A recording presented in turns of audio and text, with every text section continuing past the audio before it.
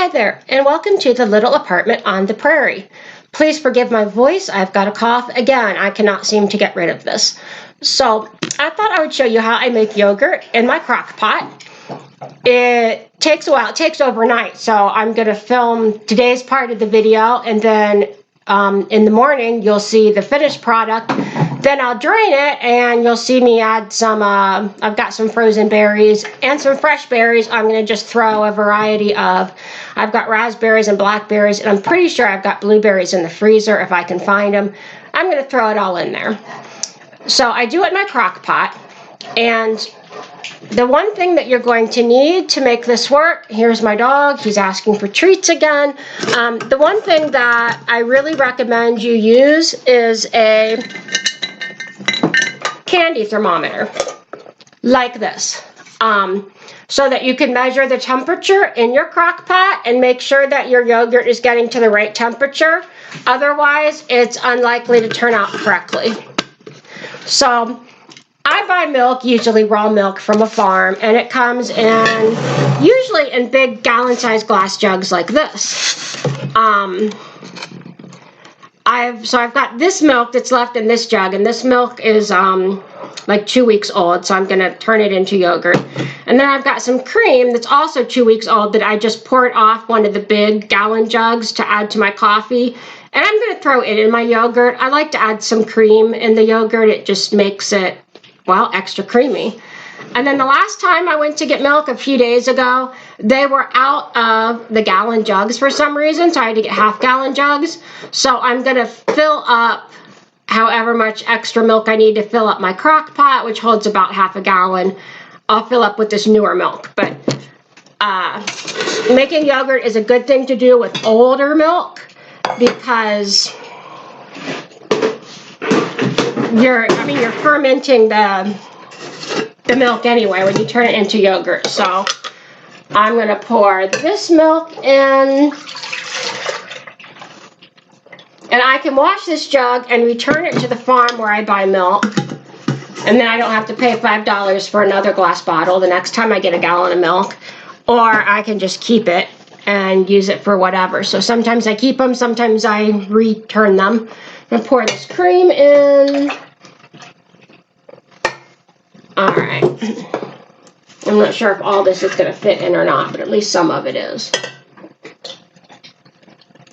So what you're going to need to do with your crock pot is experiment with it to see how long it takes it to get to certain temperatures. So I'm going to turn my crock pot on medium, and here comes my kitten trying to get up on the table to get milk.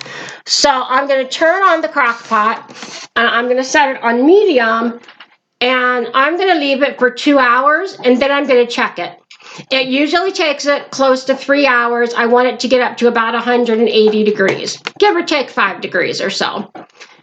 And at that point, what I'm going to do is turn off the crock pot and let the temperature drop till it gets down to about 120, 115. Then I'm going to stir in some plain yogurt that I saved from my last batch of yogurt to make to use as a starter. And then I'm going to insulate my crock pot and leave it sit overnight. So because the heating and cooling part of making the yogurt in my crock pot usually takes between 2 and 3 hours, I start making my yogurt about 2:30 in the afternoon. That way, by 5 o'clock roughly, I'm ready to turn off the crock pot. By 8 o'clock, I'm ready to stir in the yogurt, insulate it, go to bed. You want to leave it set for 10 to 12 hours. So when I get up at 7 in the morning, my yogurt should be ready. Now, if it's more watery than I like, I can strain it. One of the things I found is that it is useful to stir it really well during the process of heating it up. So I might come stir it in an hour. But I'm also going to get my thermometer and check the temperature. And this thermometer works great for when you're making jelly too, by the way. If you use a thermometer to make sure you're getting your temperature up to like 210 when you're making jelly, your jelly will set.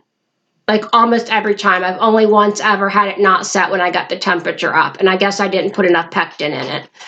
But a thermometer, you can get one really cheap at like most grocery stores in the little gadget section, or you can buy one on Amazon for a couple bucks. You'll use it for things. It's great. So now we're just going to let this crock pot sit for a couple hours. Then we'll come back and check the temperature, and I'll show you in the next step. All right, about 3 hours have gone by, and now I'm gonna check on my milk that's going to turn into yogurt. And first I'm gonna stir it just a little bit. I'm just stirring it with my thermometer. And then we're gonna wait and check on the temperature.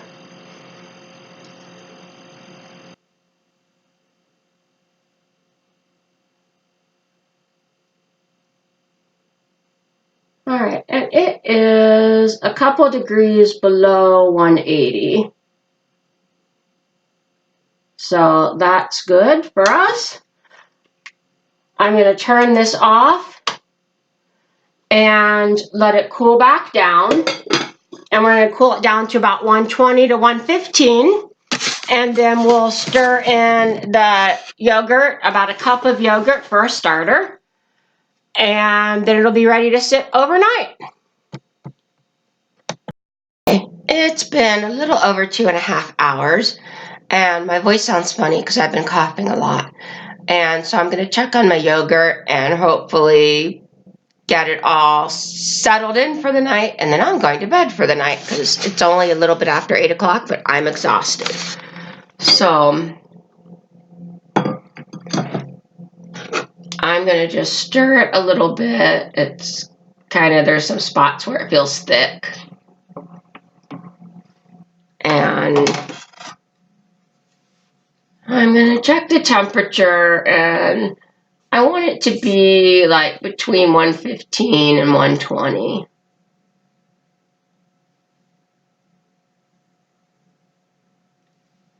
So it's right about 115, so it's perfect. If you stick your finger in it, it feels quite warm to the touch, like, I don't know, like very warm bath water. So what I'm going to do next is I've got about a cup of yogurt, and this is from the last batch that I've made. I just saved it as a starter. If you're making yogurt for the first time, just get a single serving container of plain Greek yogurt. And by the way, I think I mentioned this was the milk, the raw milk that I normally buy that I'm using for this yogurt, but you don't have to have whole milk. You don't have to have raw milk. This is a recipe using cow's milk, but it can be both 2% milk from the store or whatever. And I usually use whatever milk I've got that's in my fridge. It's been in there for the longest. So I'm just going to kind of stir it up well.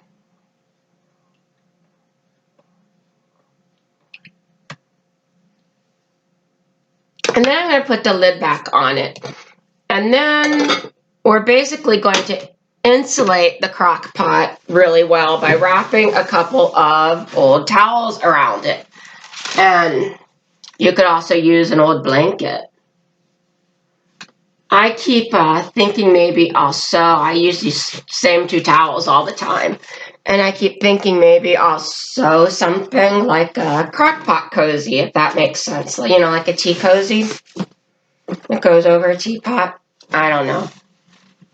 It seems like it would be easier than just like wrapping the towels just right. But I haven't got around to it yet. So I'm just going to wrap it up good. And then it just stays like this for like 10 to 12 hours. So it's about 8 o'clock now. I'm getting ready to go to bed. By the time I get up and get out of the bathtub in the morning, it'll be 7:30. And it should be done. So I'll show you what it looks like in the morning. Morning. Our yogurt has done its thing in the crock pot all night. When I first got up, I stuck it in the fridge until I had time to deal with it. Excuse my dog. He seems to have a hairball, and I've restarted this video 3 times, and every time I do, he makes that disgusting noise. So I'm going to take a bowl, and set it in the sink. I'm going to set a strainer in it and line it with some cheesecloth. And then I'm going to just pour the yogurt, the finished yogurt, into the bowl. Because we're going to strain it because it's a little watery on top. That stuff on the top is whey. You can save it. You can use it for baking or put it in a smoothie or a protein shake or something if you want. If you set your strainer over a bowl, it'll drain into the bowl, and you can set the whole thing in the refrigerator for an hour or two. And how long just depends on how thick you want your yogurt to be, and it depends on the consistency of your yogurt when you start. I don't know why sometimes the yogurt gets thicker than other times. It probably depends on the exact temperature and stuff. But anyway, I'm going to stick it in the fridge for a couple hours, then we'll come back and stir it up and add some fruit to it. Alright, I am back and my yogurt has been in the fridge straining for a couple hours now, and I'll show you what it looks like and how much whey strained out. Here's the yogurt in the strainer. You can see there's a fair amount of whey in there. I'm not going to keep that because I just don't have any need for it right now. If you've got pigs or probably chickens, they'd eat it. I'm just going to rinse this bowl out because then I'm going to put the yogurt in it. Sassafras, don't worry, I'm not letting the cat get in the yogurt. At least I'm trying my best not to let the cat get in the yogurt. So,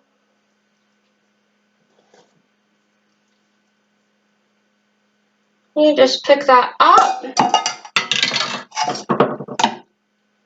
and dump it in.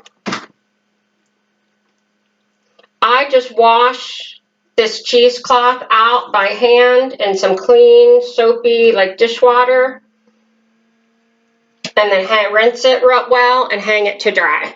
So here's the yogurt. Sassy, get down. Come on. I do not need you up here. Man.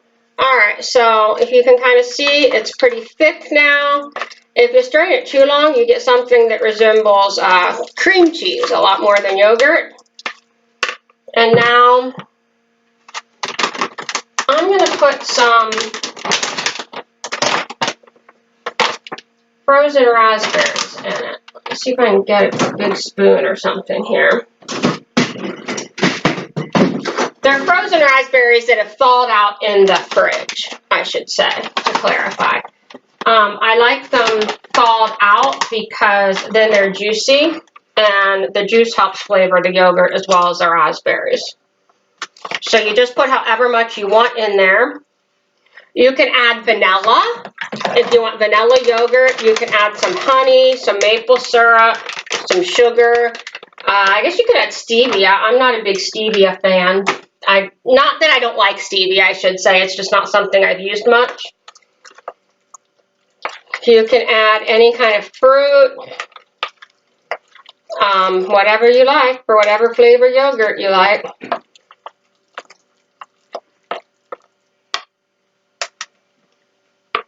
And there you go. And you just put it in your fridge in a covered container. I usually spoon it into jars, about a cup per jar, because that's about how much I eat at a time. And with the raspberry yogurt, I like to add a teaspoon or so of chocolate chips. The chocolate chips, first they just make it really yummy, but they also sweeten it enough that I don't have to add any sweetener. I just add chocolate chips to it. And that's how you do it. I'm going to put the instructions down below in the description for you.